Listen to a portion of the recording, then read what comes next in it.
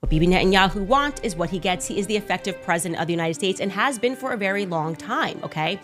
After 2 years of the media persistent in their messaging surrounding the horrors of October 7th, which, by the way, the IDF mysteriously elected to pull their troops away from the border on that day.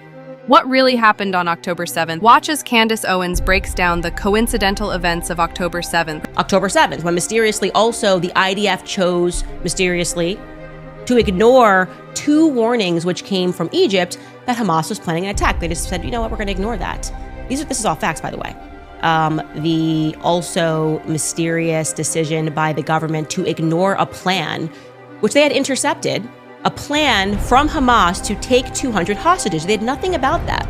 All of this leading up to that moment in October 7th, when for some inexplicable reason, the IDF was just not able to get any one of their very many soldiers to intervene on that attack for 2 entire hours. Utterly implausible. Don't believe me? Just ask Charlie Kirk.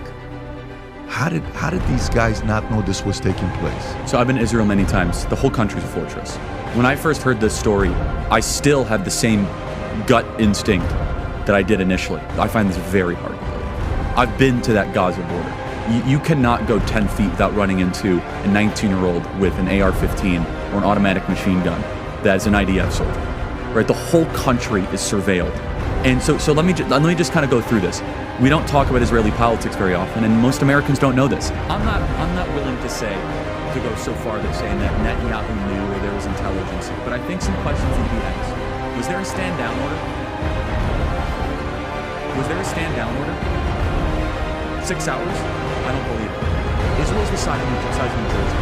When I took a helicopter day from Jerusalem to the Gaza border, it's 45 minutes. 6 hours. They're live streaming the killing of Jews. Did somebody in the government say stand down? That is a legitimate, non-conspiracy question. Questions that Bibi Netanyahu doesn't want to answer. By the way, I should add here that in addition, when the IDF finally did arrive after 2 hours, they were instructed via the Hannibal Directive, which is a military directive that they have, to shoot anything that moved, including Jewish people. So the Israeli government was instructed to not let anybody survive, to kill everybody because they didn't want anybody to be taken as hostages. So yeah, a lot of questions to be asked. How many of their own people did they kill? And yeah, why did it take so long for them to get to that border, which they mysteriously decided to leave vacant on that day?